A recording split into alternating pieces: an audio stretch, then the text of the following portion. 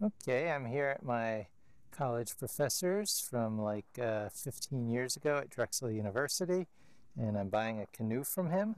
Okay, I'm putting the ORV by Rugged Ridge trailer hitch onto my Jeep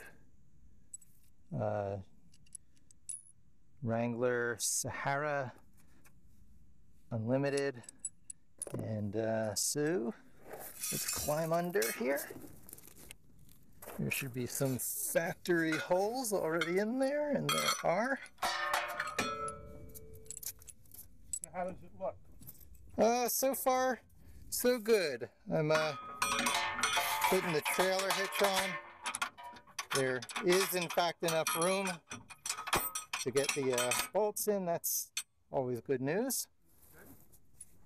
This is my college professor, John Langdon. Say hi to the camera. John is the man for whom Robert Langdon is named after in the Dan Brown books. Hi, everybody. He also is the one responsible for those nifty turn upside down Illuminati logos, Earth, Air, Wind, and Fire. So you get a little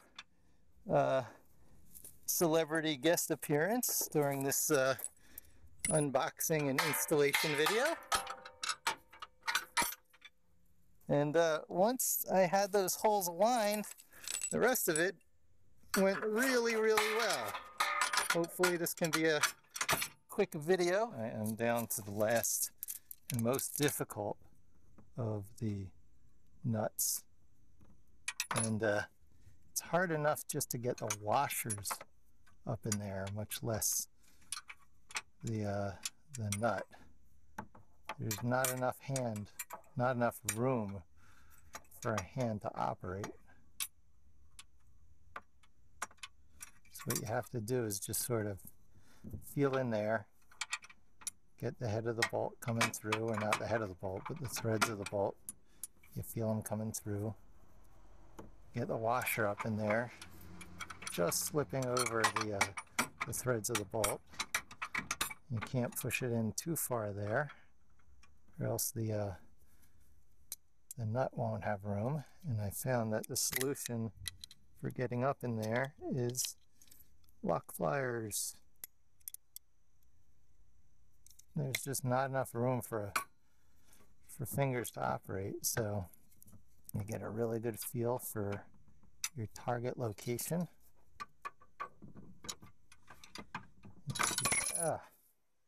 And then the washer falls off again. This is pretty maddening. Yeah, the Jeep comes with these trailing rig holes pre-installed, and it's standard, and that's all very nice, and the holes line up.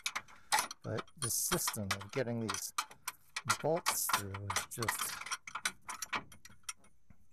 difficult. I guess that's why the other more expensive models of this came with the bolts welded on. Exact same thing as when I was here 40 minutes ago. I know, it's frustrating. I'm coming to see why this half the price of all the other ones in online is half the price. Right. So, I mean, hopefully this will be the hardest thing of the whole thing, because I hope so. they just don't give enough room back here for your fingers. Yeah, and all the other models of this thing had the bolts that you're supposed to screw into pre-welded onto the device. And here you got to get your fingers into where it's nearly impossible to finish it. And I'm on the fourth of 4. So well, you getting there. yeah, I'm getting there. It's not an impossible task. It's just not worth the money I saved. I should have gone with the $100 one instead of the $50 one. That's a lesson we learned several dozen times in our lives. Yeah, I guess that's true. the ratings were so generally high. It's just that the people who did point out this issue, their voice got drowned in the people who liked it. And so I guess the lesson there is, you know, listen to the occasional voices of Right. Listen to the voices at the far end of the long tail. Right? Yeah, yes indeed, yes indeed. Okay, and now this electrical piece is supposed to push up into here and be held in place. But as you can see, this piece here is bent. So out comes our nifty lock pliers again. I straighten it out.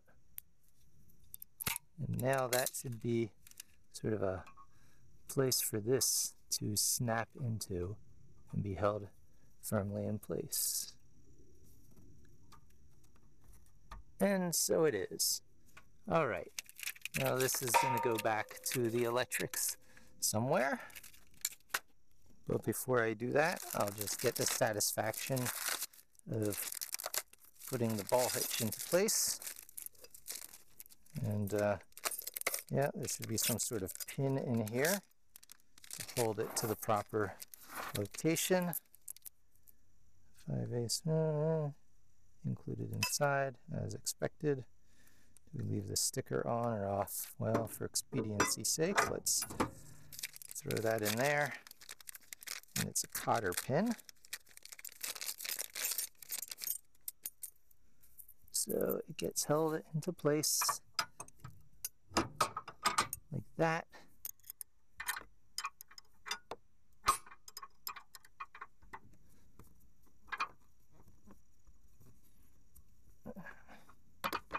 Well, it's not too easy to access that hole, so let me try a different angle.